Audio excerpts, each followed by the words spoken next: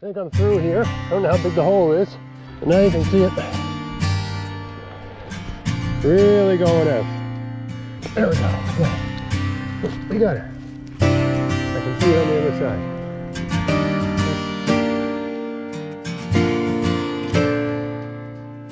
Hey, it's Greg here with MaritimeGuiding.com. Just a little update on the new goldfish pond files. So it's been raining and I haven't got a lot done the last week or so.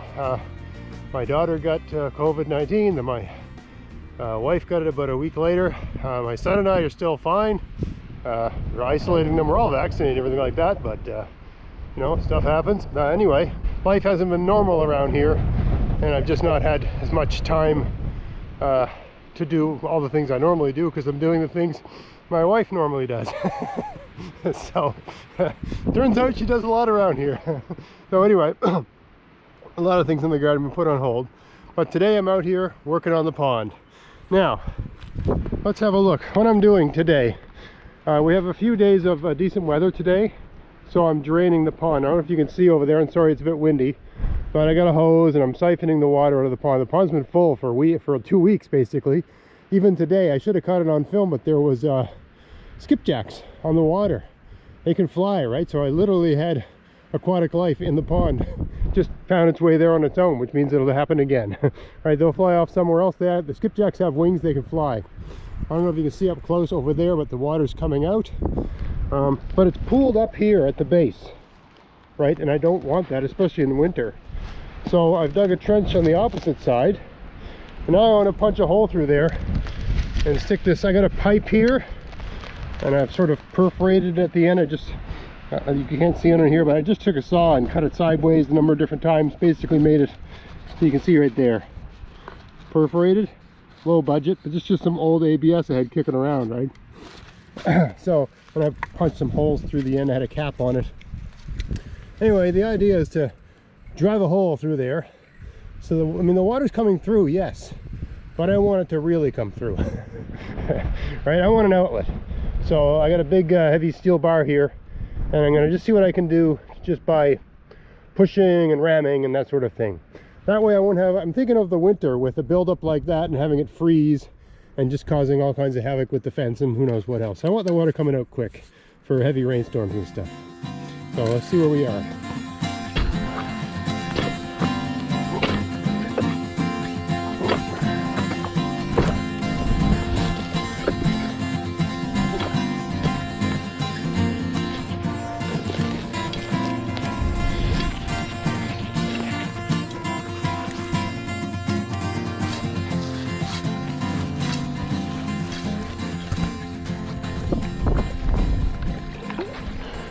All right, I think I'm through here. I don't know how big the hole is, but now you can see it really going out, right? I think I got to dig that a little bit deeper. Yeah, I got to dig that trench a little bit deeper, but definitely the hole's in the right place, I think. I just got to dig the trench a bit deeper so the water really doesn't have a water level. This is all going to be graveled, right? And you can see the siphon here is taking the water out, right? And she's still, you can see, I don't know if you can see them. See the skipjacks on the water? See, they can fly, so they'll find their way to your pond. I'm not exactly sure what they do in a pond. I'm guessing they eat something. They're, you know, a part of the natural life, so it's good to have them there. Anyway, not quite sure how much more depth we have here. We've lost at least a foot of water so far. We got another foot to go. So, you know, seems like with any kind of regular rain, this thing holds about 2 feet of water. I've devised a ridiculous amount of ideas about how to line this and so on and so forth, but I'm getting to the point in the garden season where I gotta start focusing on my garden, and I might just let this go natural, to tell you the truth, because in an earlier video I talked about having the pond go this way, in this direction, making it bigger in this direction. But what I soon realized once I started playing around with that is that because downhill is this way, it doesn't make any sense to extend the pond in that direction, because then I have to make a wall. It makes a lot more sense for me to have the pond basically go this way, right? Perpendicular to the slope. Which means if I'm going to make it bigger, I have to take out this really, really, you know, healthy blueberry bush and this cherry tree. Now I think these two are too close to each other anyway, you know, and there's an argument for moving them, or at least the blueberry bush, maybe keep the cherry tree because it's just doing so well. I don't know. Anyway, none of that's going to happen this year. That might be a fall project, seeing how, depending on how I'm feeling and so on. But yeah, I'm going to let this is already budding up. I don't want to mess with it. I just want it to have a good season. Maybe I'll move it in September, which is not a bad time to move things like this. You know, it still has September, October, even a bit of a November to get established, right? Move it to a place that makes more sense, and I have a perfect place to put it anyway, right? It's begging to be moved, and I know exactly where to move it. So yeah, if I'm going to make this pond bigger, it's going to come this way, and it's going to be at the cost of this tree. But then we'll see, right? We'll see what kind of energy. It all depends on what I feel like, and of course, when I put the minnows in here, how, you know, how well it works for them. You know, are they able to live, or is this not a workable solution for them, right? Is this deep enough and cool enough to maintain them? And I'm not using goldfish here. I'm using rosy red minnows, which are supposed to be virtually indestructible kind of pond fish. And they apparently eat mosquito larvae and they eat algae, so they're sort of perfect. So we'll see. Anyway, back to the other side, more work to do. Yeah, I can see right here, this is just holding water, which backs it up, so it's not draining out. So I need to just improve the trench. People were asking me, initially when I was digging the pond, there was a log right in the middle of it, how I got rid of that log. I chopped it in half with this, what I call dirty duty axe. You never want to chop into a ground with an axe, but this is just an old fireman's axe. I got this head at a yard sale for 50 cents. Put a $20 handle on it, and it doubles as a pickaxe for when I can't find my pickaxe. It's a good all-around tool. Anyway, we can get this sorted out. Yeah. Get that draining properly. Yeah. There we go. Dirty work.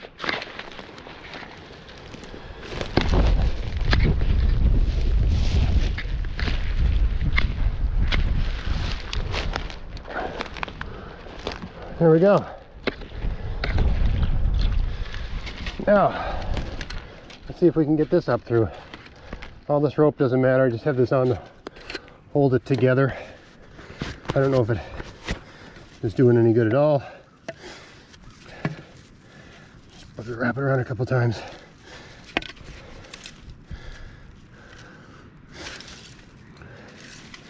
Just to get it out of the way. It's just basically trash. I said it couldn't hurt. Just to hold that netting on. All right, now try to push that through. Yeah. Oh.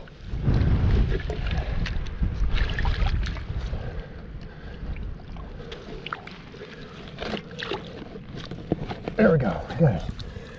We got her. I can see it on the other side. Excellent.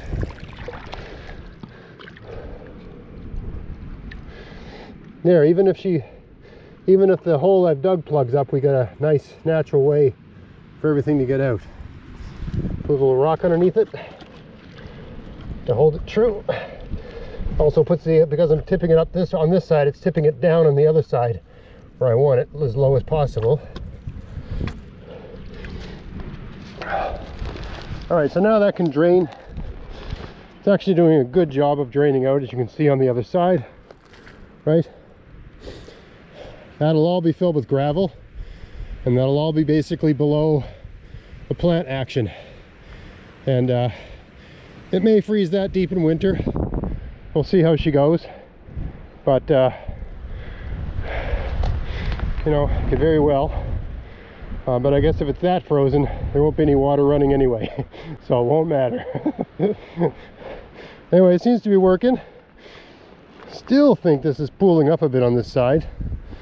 I think I will fill this with gravel, I'll fill this area here with gravel, just to dissuade, you know, the burrowing things, the digging, you know, the fox. I don't mind the fox being in my garden, but more rabbits. I don't want any rabbits deciding this is a great way to get in. So I think I'll probably backfill that with gravel once. I'm going to trench it out a little bit more off camera, and I'll just throw a couple buckets of gravel in there just to make a decent drainage. Right, there's not much work to do. I'll just use the shovel to widen this out a bit, just so we can get to the downhill part and really drain out so the water's not sitting around. But that was not hard, right? So now I basically have, here, let me take you back in the garden and we'll just review where we are. Wow, so the siphon's still working. Don't have a very long siphon hose here today, but she's still running. Anyway, so here we are. We got the pond. I think what I'm going to do for this season, just because it's quicker, is just line this with different kind of plants that I think can start rooting into that, right? And hopefully they will maintain the integrity of the soil. I'll drive some stakes in along here and put rocks along here. I'll have a fairly narrow passageway through here, but I'm just trying to get, at this stage of the season, just trying to get clear of this task so I can move on to gardeny things. And hopefully this serves as the water reservoir that I've intended it to be. It seems to hold water pretty well. I mean, that being said, we've had some pretty fairly steady rain lately, but I mean, we'll see how she goes. But I got a vision in my mind of what this is going to look like. Bordered in rocks with mosses and things like that growing all along the bank. There's some natural ditch grasses. I'll do a video talking about those in a bit. The ditch on my street, I can tell there's different kind of things that grow in the ditch than beside the ditch, and those are basically plants that don't mind having their roots flooded with water. So I think ditch plants are they're free, they're easy to get.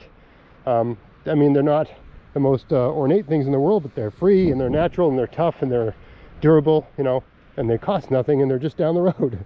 So it makes sense to put ditch plants and mosses and things like that along this nice sort of gently sloping bank, and we'll see how that goes. I've got this nice French drain here supplying the water, right? And it's almost always, even today, there's an extremely, right, you can see it, a slow trickle of water. The water's not very clear, seems to be always muddy, and you know, probably because there's a lot of mud in it. Right? So we'll see what effect that has. I don't think it'll bother the rosy red minnows at all. I think they're totally cool with that. And you know, maybe once I get some plant life here and so on, and some mosses along here, maybe that'll help filter some of the clay water, and maybe just the whole thing I've created here over time will just run cleaner over time. I don't know.